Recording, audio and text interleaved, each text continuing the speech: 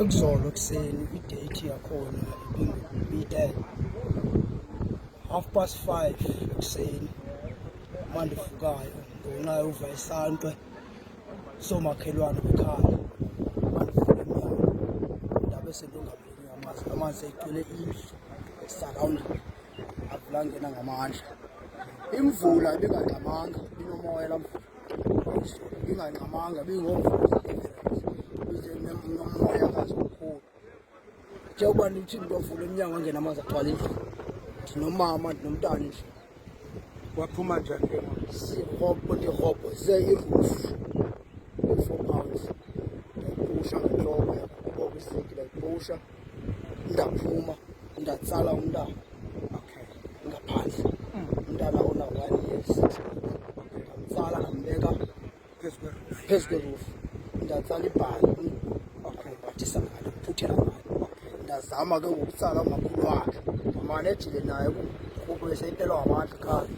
Ndazama ukumkhupha kuba le hole ndibakhupha kuyo mos incinanana. ndiyayibona la. Ewe, ndazama ke shem uziqonde uqhawukele umlo usitishile ndamzama ukumtsala ndambeka ngaphezulu.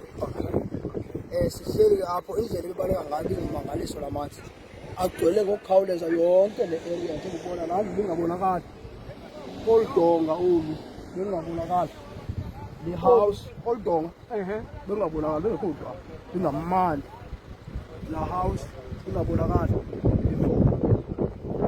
laa house ezasolo bungaziboni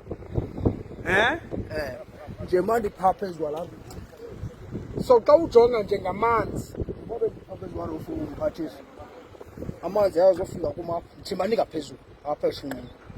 Ndincedwe ukubamba kulaa ntambo yombane ibona ihamba phaya, laa ntambo yombane ndibambelele phaa kuyo uba amanzi ayandipusha. Ndakhulula ibhelthi yam ndayibophela apha kum esiqwini ndathi mama bambelela apha umntana wabambelela kum.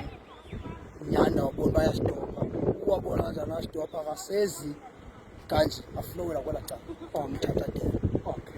Sihleli kusukela 5:30 sizawuhla phezu kwendlu 12:30 xa kufika kufika indadi sahlanga ibhodi. Basinceda abantu bakuthi ngokukhawuleza kakhulu, bandeduswa esibhedlela balufumana unyango olukhawulezileyo. Kuthe kubetha u6 malanga baselelapha. bakhona abantu abaswelekileyo ke ngelo xesha benibabonileyo ngelo xesha? Bakhona abantu umuntu oyi-1 esimfumeleyo apha kuthi area osele eswelekile. Nakhona siye safumana uba masikubhobhoze ngaphezulu kwaze sikwazi ukuba amanzi asagcwele. Samfumanisa nakuya uvule ngenyawo sele eswelekile, kodwa uyazohlangula umzimba wakhe wathatha.